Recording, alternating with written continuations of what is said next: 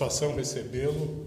Guto, Obrigado. um treinador, como todos sabem, com ótimas experiências aí na própria Série A, em outros clubes, e que a gente tem a convicção de que estamos iniciando um ciclo muito exitoso, né?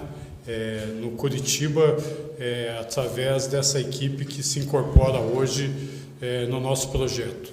Estamos aqui com o Glenn e com o Jair, representando o grupo gestor do G5, e eu passo a palavra aí ao Guto e a vocês na medida que queiram fazer as perguntas necessárias aí. Muito bem-vindo, Guto. Obrigado, presidente. Ao Glenn, ao Jair, obrigado pela oportunidade. Imensa satisfação de trabalhar em mais um campeão brasileiro, né, na minha carreira. Isso é motivo de orgulho e de responsabilidade. Responsabilidade de conduzir o Curitiba no lugar que ele merece, que é, primeiro, a manutenção na Série A e depois voos mais ousados. Esse é o nosso objetivo, né, é a nossa meta dentro do clube, e pode ter certeza o torcedor que nós não vamos medir esforços para conseguir. Eu costumo fazer associações a algumas coisas que me chamam a atenção, e me chamou muito a atenção essa frase aqui na parede: é garra, é força e é tradição. A tradição do clube foi, inicialmente, uma das coisas que me moveu, mas eu acho que eu me identifico muito com as duas outras, que as nossas equipes procuram jogar um futebol de raça e de garra, né? E de força. Então, eu acho que essa é a cara do Curitiba e é onde a gente vai visar trabalhar. Pessoal, uma pergunta para o Key, você apresenta antes. Bom dia, quase boa tarde, Guto, todos da diretoria também. Rafaela Potter, do Globo Esporte. Eu estou conversando assim com outros jornalistas que acompanham a tua carreira, principalmente ali no Nordeste. A gente sabe da força que você teve lá com Bahia, Ceará, enfim. Falaram muito sobre uma equipe competitiva, que as suas equipes são muito competitivas. O Curitiba, ele começou muito competitivo o Campeonato Brasileiro e acabou caindo aí nas últimas rodadas. Os resultados falam por si só. Você já fez uma avaliação da equipe? Eu sei que é muito cedo, mas o que você pode dizer de avaliação inicial e falar um pouco desse teu estilo de jogo, de competitividade, inclusive de resgatar essa competitividade do Curitiba que a gente viu muito no início do campeonato? Eu acho que você entrou num ponto bastante importante, né? Municiado pelas informações dos seus amigos lá do Nordeste, as nossas equipes procuram, sim, trabalhar dentro de um alto nível de competitividade. Eu acho que eu não consigo enxergar o futebol de forma diferente. E o futebol, com essa evolução que está tendo, dia após dia, é um futebol de muita intensidade. E nós estamos buscando, nesses dias de informações e agora de observação direta a partir do nosso primeiro treino, tentar detectar o porquê que o Curitiba perdeu um pouco dessa intensidade, né? E, lógico, trabalhar para recuperar.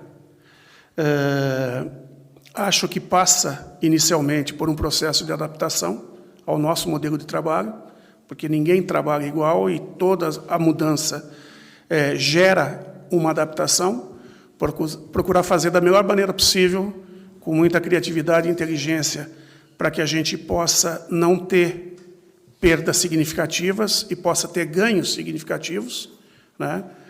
E tentar, o quanto antes, colocar o Curitiba dentro da nossa linha de pensamento de jogo, né? Para que a gente possa começar a recuperar os resultados. Boa tarde, Guto, todo mundo. Nicolas França, Rádio Transamérica. Se a gente traçar um paralelo com a tua chegada no Bahia, foi numa situação parecida, né? Ano passado eram 15 rodadas para o final do campeonato, o time também na zona de rebaixamento. 14. 14? Desculpa, então contei uma a mais lá. Desculpe, eu acho que... 14 rodadas. Mas uma situação parecida, né? Sim. Com o mesmo objetivo, assim, você começou com ótimos resultados, né? Depois, no fim, é que o time acabou não conseguindo mais uma vitória, 2 ali que precisaria. Como é que você acha que foi aquele trabalho? O que você pode trazer, né, aqui para o Curitiba? E também na tua chegada lá, eu lembro que você deu uma entrevista falando que estava com o grupo muito inchado, né? Teve que dar uma diminuída. Também era um problema que a gente teve aqui. Até hoje, a informação que alguns atletas devem deixar o grupo principal. Não sei se já teve participação nisso, mas é uma ideia também. Queria que, se, por favor, você traçasse esse paralelo e falasse assim do grupo, por quê, a razão de ter um grupo menor, talvez.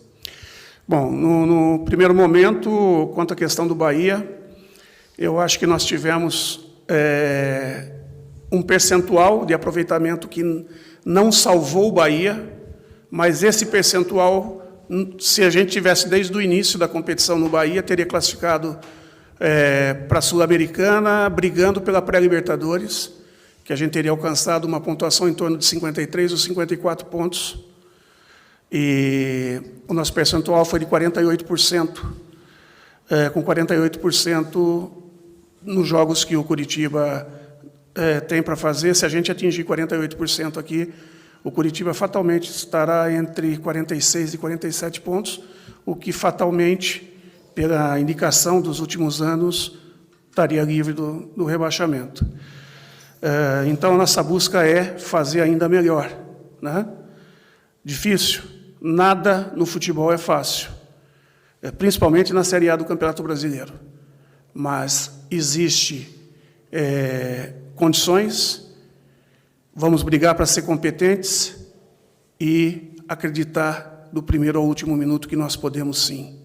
E se nós estamos aqui é porque nós acreditamos. Sim. A questão do grupo, eu costumo dizer sempre que eu procuro fazer com que todos se sintam importantes dentro da estrutura e que tenham condições de, em algum momento, servir o clube da melhor maneira possível. No futebol, geralmente, quem está jogando, na maioria das vezes, está feliz. O primeiro reserva imediato está numa condição de pouco feliz, mas brigando na esperança de ser o titular. O terceiro vai depender muito da condição dele perante o clube e das aspirações dele e das oportunidades que ele vai ter. O quarto não tem a mínima chance. Ele passa a ser problema. Se ele não tem aspiração e não tem oportunidade, ele, em vez de ajudar, vai atrapalhar. Porque, fatalmente, é do ser humano, ele vai estar, em algum momento, lamentando, e nós estamos aqui para buscar positividade, não negatividade. Nós temos que ter aqueles que se sintam importantes dentro do processo e que as suas ambições pessoais, os seus objetivos pessoais, não ultrapassem e sejam diretamente ligados ao objetivo do clube. À medida que a gente tem um grupo com essa mentalidade, fatalmente, nós temos a chance de conseguir o objetivo multiplicada. E se isso não acontece dentro de um grupo, fatalmente, esses vão puxar para trás. Não é hora de ter ninguém remando para trás. É hora de ter todo mundo remando para frente. Então, não é uma questão de qualidade, não é uma questão de indisciplina, não é uma questão de nada, é uma questão de poder oferecer a esses jogadores uma oportunidade de ser importante dentro da estrutura, e para esses que são excedentes nós não temos. Então, eu acho que se nós não temos condição de oferecer o que eles aspiram, eles não têm que estar no grupo.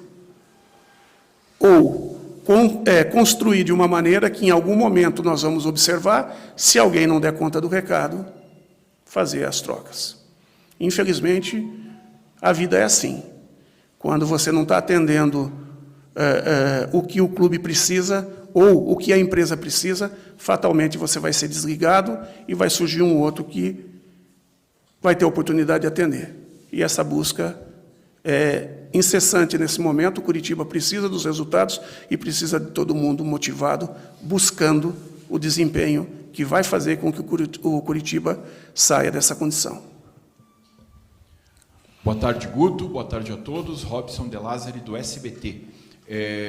Guto, você vai estrear num jogo fora de casa. Dos 16 jogos que restam, 9 são fora e 7 são aqui no Couto Pereira.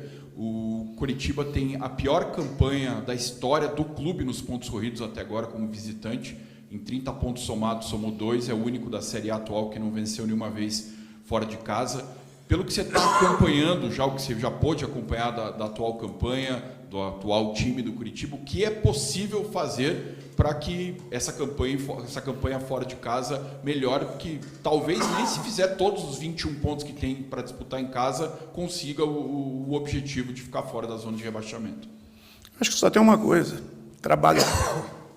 Trabalhar e acreditar. Não tem outro caminho.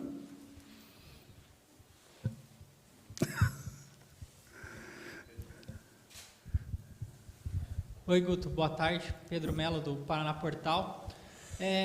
O seu grupo tem mais de 5 estrangeiros e no Campeonato Brasileiro você só pode relacionar 5 jogadores nascidos fora do Brasil. E alguns deles estão chegando agora, ainda em busca das primeiras oportunidades, até no time titular. Como fazer para que todos tenham essa oportunidade, já que estão chegando agora, e também não fiquem de fora logo no começo da trajetória no Curitiba? Primeira questão, oportunidade dada no treino. A cada desempenho, a cada treino, nós avaliamos todos os jogadores. Avaliamos desempenho, avaliamos condições, avaliamos características. Segundo momento, oportunidade no jogo. Desempenhou no treino, oportunidade no jogo. Desempenhou no jogo, permanece. Simples assim. Guto, boa tarde. Boa tarde à diretoria do Coritiba. Sou Ricardo Honório, do portal Coxanautas, um portal de torcedores do Coritiba. Estamos há 26 anos no ar. É hoje o portal mais antigo de torcedores do Brasil. E como torcedores nós gostaríamos de conhecer, né, o estilo Guto Ferreira de trabalhar. Que somente na sequência das partidas a gente vai ter uma ideia maior sobre isso. Mas, num primeiro momento, o Guto se define mais como um treinador que gosta de trabalhar mais o psicológico dos jogadores, principalmente quando ele chega num clube para assumir no meio da temporada, ou dá mais ênfase à parte tática, à mistura de ambos?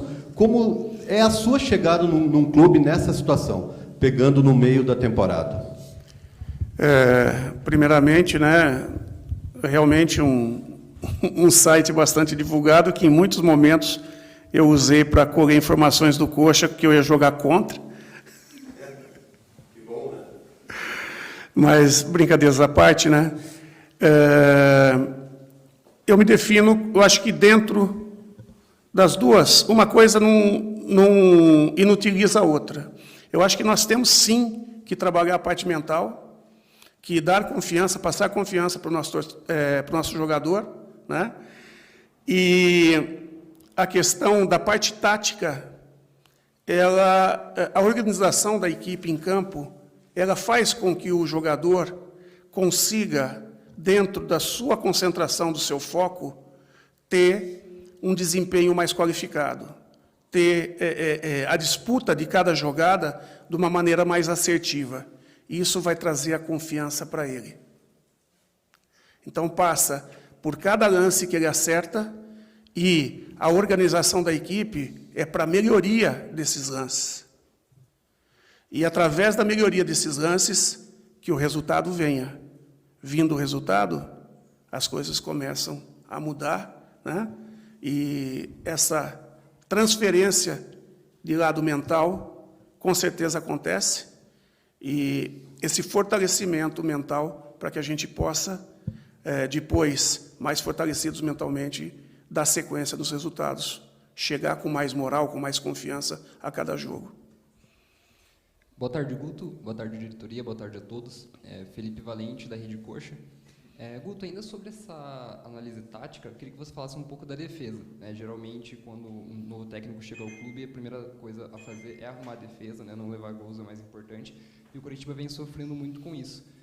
Pelo que eu pude já acompanhar do seu trabalho, você faz geralmente uma marcação mista, uma marcação por zona individual. Eu queria que você comentasse um pouco sobre como pretende ali trabalhar para ajustar a defesa do Coritiba. Então, nós já começamos ontem, né? Quando nós tivemos a oportunidade de conversar com o auxiliar da casa, já passando para ele o que a gente gostaria e o que seria legal trabalhar. E hoje o nosso foco vai estar em cima disso, de organização das nossas linhas de marcação. À medida que a gente vai desenvolvendo isso, logicamente que o trabalho da semana não vai ficar só em cima disso, mas os ajustes das linhas de marcação vão passar por isso sim, né? E raramente eu utilizo marcação mista. A marcação que a gente utiliza, na maioria das vezes, é zonal.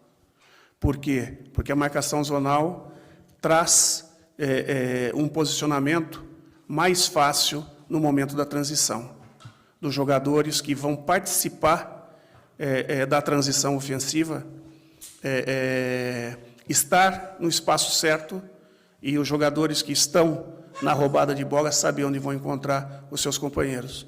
Então, a gente busca esse perfil de trabalho, esse perfil de tático, né? Vamos trabalhar, podemos, em determinado momento, trabalhar com linha de 4, com linha de 5. Isso aí é o dia a dia que vai nos mostrar o que vai ser ideal para cada momento e como está o nível de assimilação dos jogadores. Porque, num primeiro momento, tudo pode ser novo, ou, dependendo da bagagem que eles tiverem, a assimilação pode ser mais rápida. Então, tudo vai passar por esse processo, né?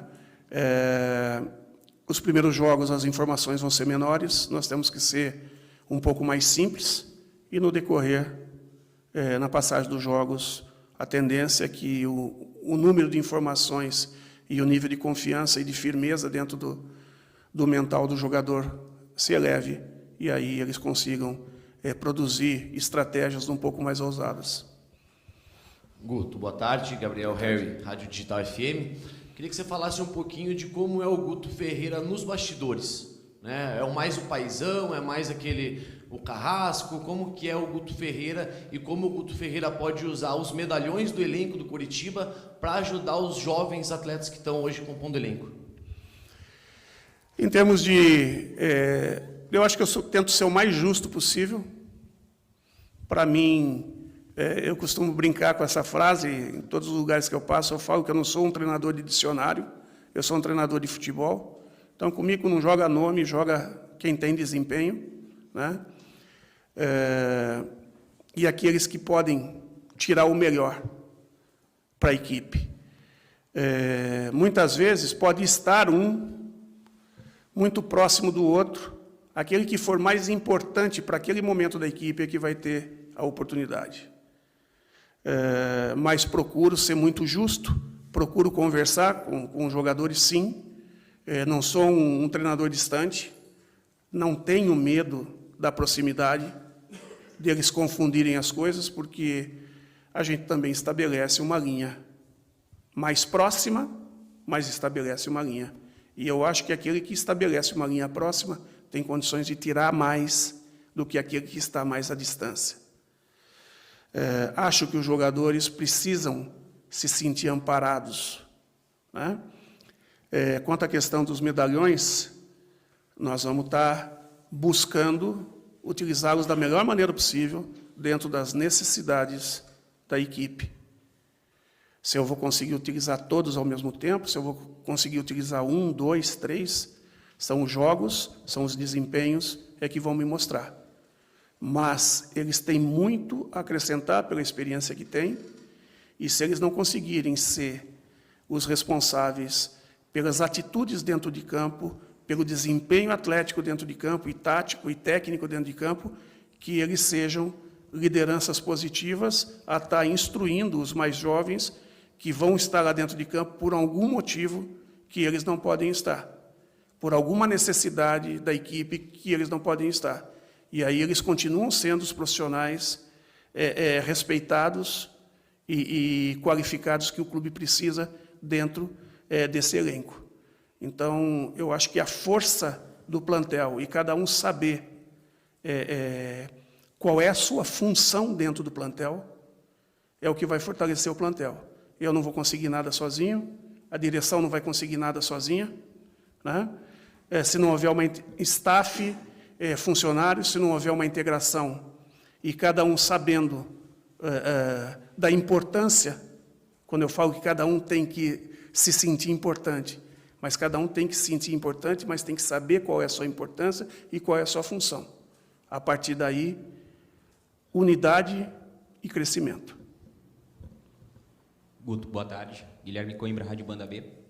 Você fez parte, né, da sua carreira no futebol nordestino, em clubes, até trabalhos vitoriosos em clubes hoje que tem ali uma gestão inovadora, que vem fazendo competitividade, muitas vezes, até aos grandes clubes do futebol brasileiro. Queria que você falasse do ponto de vista de gestão, o que você viu como projeto. Coritiba é um clube que até agora vinha com um técnico dos trabalhos mais longevos da Série A.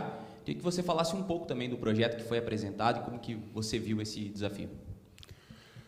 Só ressaltar que a gente teve a oportunidade de trabalhar pelo menos com 2 projetos bastante ousados no Nordeste, que foi o Bahia do Marcelo Santana e o Ceará, mas também trabalhamos na gestão da Chape, né, que nós saímos da Chape para o Bahia um pouco antes do acidente, e na época o Sandro e toda a sua equipe fazendo um trabalho fantástico.